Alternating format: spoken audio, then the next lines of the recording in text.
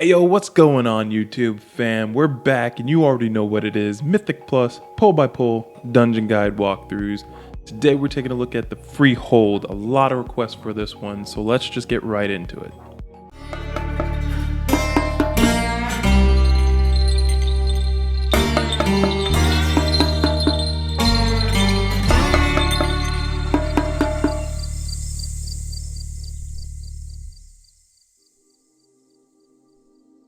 Good old Freehold. To start, after you activate the keystone, if no players walk forward, the Enforcer pack will not patrol down the stairs early. I find this super helpful during big pull weeks as it allows me more time to generate threat.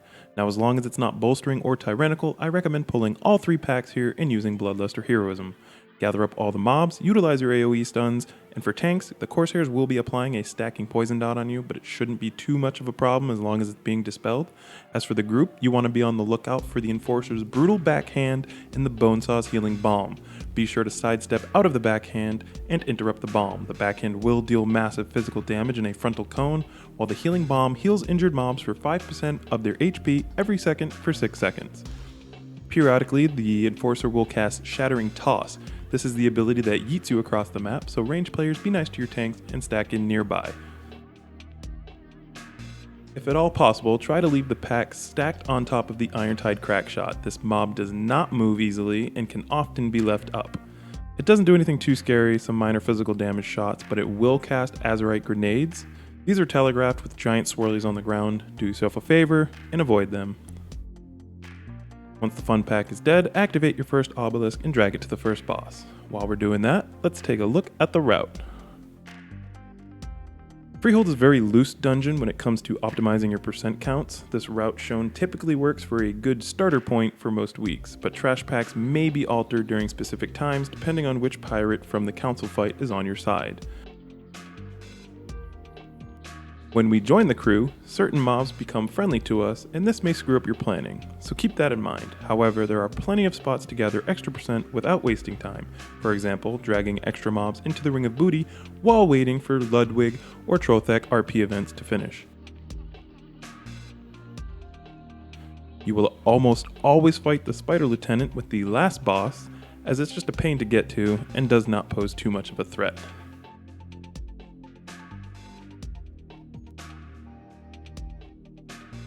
Upon exiting the Shadow Realm, you must engage the mobs just outside the arena in order to activate the first boss. You'll be facing off again against 2 more Enforcers and 2 Mastiffs. Just remember to mind their brutal backhands and stay relatively close for Shattering Toss. It is important to note that the dogs will also enrage themselves. This will increase their physical damage done and should be soothed ASAP.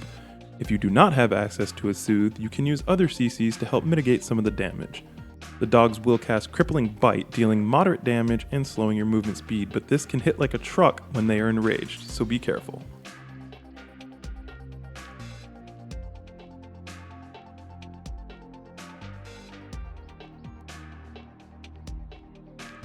Sky Captain Krag is a 2-phase encounter. During the first phase, he will be riding his parrot.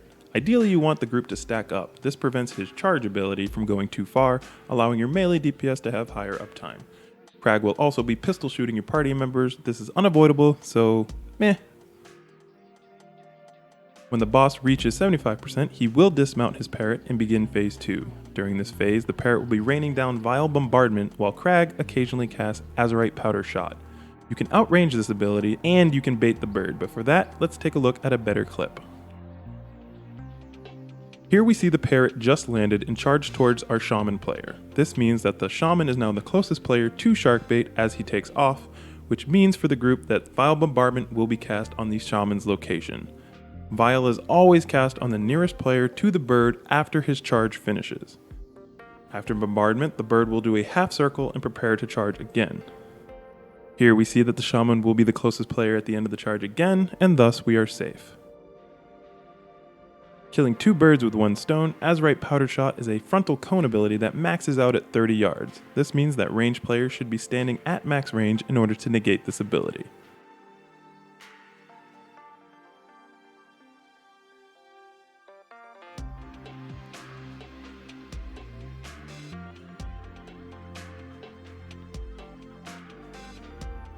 For this particular pull, it's important to focus down the crack shot. If you recall from earlier, they are a pain to move, and if they stand still while patrols are walking around, you will inevitably pull something you did not wish to.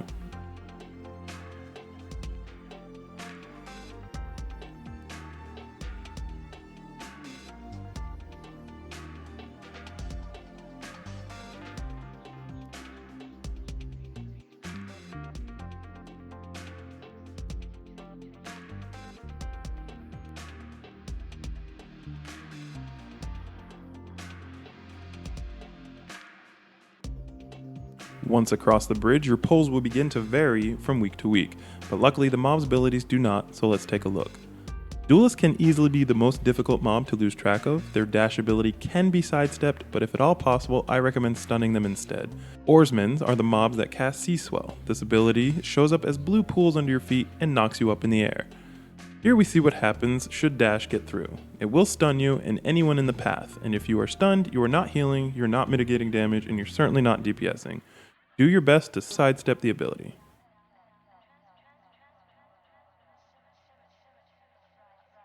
During this particular event, the Volpera was active. This means everyone must talk to her in order to join the crew. Remember, this will skew your percent count if not planned for. While fighting the Vermin Trappers, notice the stacking healing debuff. This is caused by the Soggy Ship Rats and their Scabrous Bite. Cleave them down before it gets too overwhelming.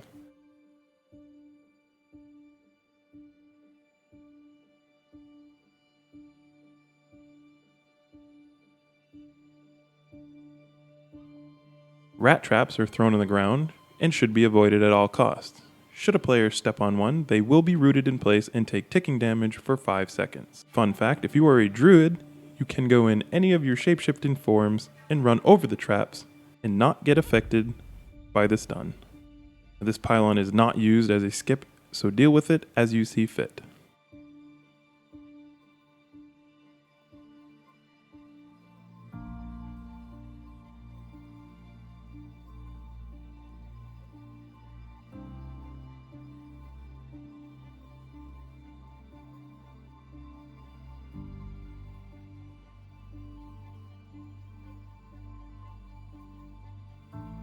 These yellow mobs are easily pulled during a boss encounter and are affected by the affixes, so I like to clear them out before engaging the boss.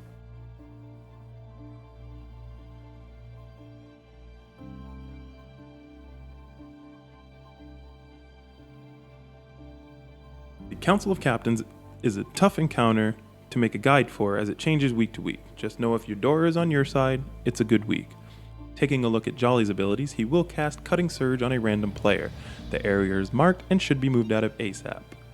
Should you get hit by the charge, you will receive a ticking dot for 12 seconds. Jolly will also cast Whirlpool Blades. You may opt into letting the blades hit Jolly ASAP to remove them from the playing field, but they are slow, and if your group is mobile, it shouldn't be an issue. When dealing with Raoul, the main ability to be on the lookout for is his Barrel Smash. As you see, it requires all players to be out of melee range or it will deal a burst of physical damage and knock you back. He will also disorient a player with Blackout Barrel. Should this happen, the party need only to turn and burn it down. No matter which boss is active, Rummy Manicomb will be tossing beverages at the bosses randomly. They will either be a crit brew, haste brew, or a bad brew. If it's a haste or crit brew, do your best to drag the boss out of the impact area while your party members gather into the impact area. This will keep the boss from getting the good buffs while empowering your allies. Having a weak aura to mention which brew is incoming is very helpful. If a bad brew is incoming, do your best to drag the boss inside the impact area while your party members avoid it.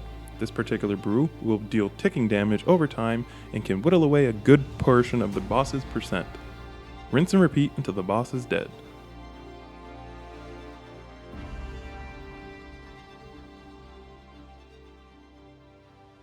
Now this next pull is not recommended unless your party has all their cooldowns ready to go. However, it was a perfect opportunity to show why cross-pulling these mobs can be so deadly. The most impactful mechanics are the Harpoon's Dragging Harpoon and the Crusher's Ground Shatter. Blind Rage can be a nuisance as it causes scrappers to fixate a player and mindlessly walk towards them, and for large pulls like this, it's best to keep everything within cleaving range. Knuckle Dusters also cause the party members to stop casting or risk being interrupted. This does deal damage should it go off, and it should ideally be interrupted. Here we see the deadly wombo combo that makes these pulls hard to do. The Crusher begins casting Ground Shatter, and just before it completes, the Harpooners grip in players. There is a very little reaction time to get out, and on fortified weeks or high keys, this will most likely one-shot you.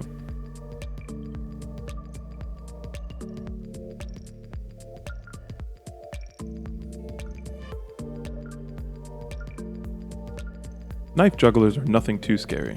They will cast Ricocheting Throw, and this will bounce, so do your best to stay spread out. Here is another pull that can be rather large, however if your group has cooldowns available, make good use of them. There is a Harpooner and a Crusher, so be on your toes and stand near the Harpooner to not only lower your chances of being gripped in, but reduce the time spent traveling should you be picked. This will ensure you have plenty of time to escape the Ground Shatter. I didn't mention this earlier, but the Crushers also select a target and throw rocks at them. Do not try to catch them. Do your best to keep the mobs grouped up, but by all means, if you need to kite to stay alive, kite to stay alive.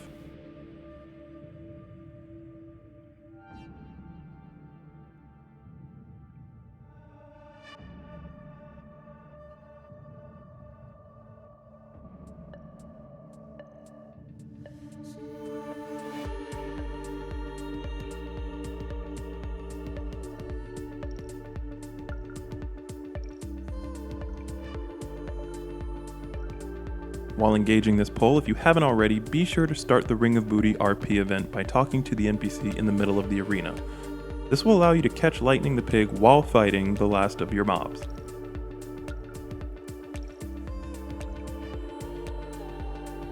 Use the RP time during this boss encounter to rebuff, eat, or pull more trash. Now while fighting Ludwig von Tortollen, just know that he is affected by Fortified and hits like a truck. Be sure to avoid his shell toss ability and he will eventually die. Tanks, you will be taking massive physical damage, so be ready.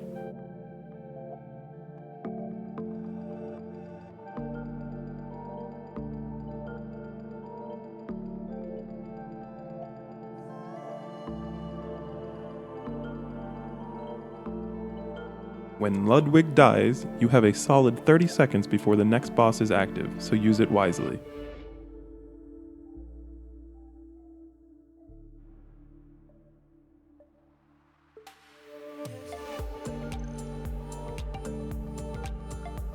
Trophic is not a difficult fight, but can be an annoying fight.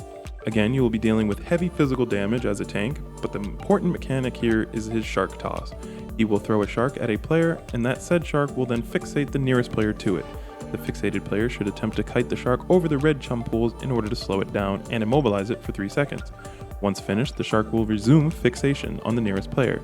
Since the druid kept running, this made this the mage. But as soon as the mage blinked away, the druid once again became the closest target. This will continue until Trophic charges and grabs the shark. Do not get hit by the charge. The second mechanic is Shark Tornado. This deals physical damage, and if you do not have a personal cooldown or a way to mitigate the damage, simply step out of it and wait.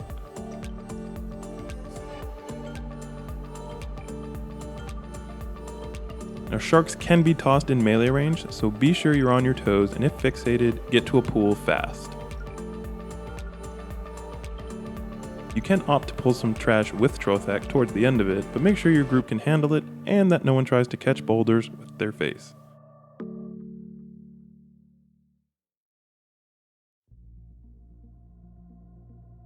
The graphic may be faint, but ensure you are not even close to the impact site.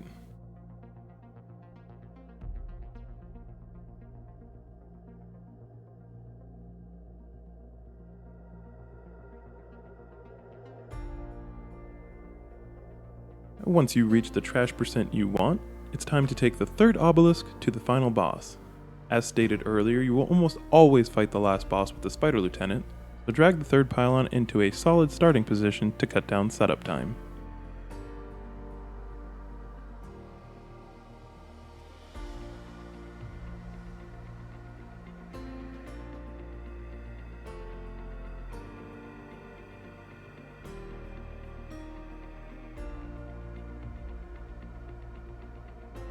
Harlan Sweete is probably one of the easiest bosses to deal with when fighting an obelisk mob alongside it.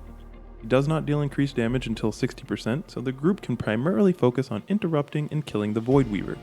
It is a good idea to have some sort of kick rotation for interrupting the Void Weaver, but even if a few casts get off, it shouldn't be an issue at the 15 level or lower.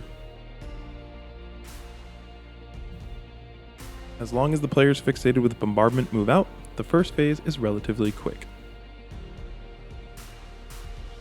Upon reaching 60%, Harlan will cast Loaded Dice All Hands. This just means that his abilities will target everyone but the tanks. When the entire group is bombarded, it is beneficial to have everyone stack up and run together. This will reduce the amount of space taken up and lower the risk of cutting people off from the boss. Iron-Tide Grenadiers will spawn throughout the fight. They can be CC'd, but also do not require a lot of damage to kill. They should be stopped before reaching the party and exploding. Swiftwind Saber can be a pain to dodge. Do your best to be in a safe area should one knock you back.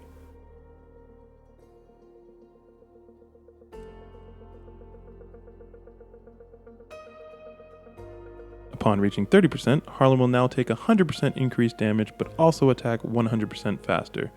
Tanks can rotate cooldowns here if needed, but the boss should fall over pretty quickly.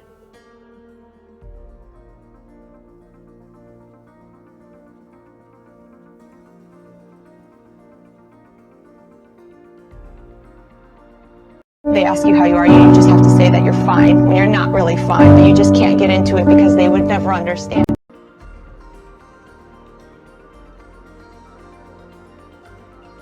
Once the boss is dead, head back towards the bridge to snag your final percent. Now this may seem like a crazy pull, but the Ravagers will be doing most of the work. Do your best to keep the mobs within 10 yards of each other because the Ravagers will be casting Painful Motivation. This ability will buff all enemies within 10 yards, increasing the amount of damage they do, but also causes them to suffer 3% of their maximum health over 10 seconds. This will likely finish off any mob that is afflicted. But be aware, other abilities are still going off and should be interrupted, or you will die.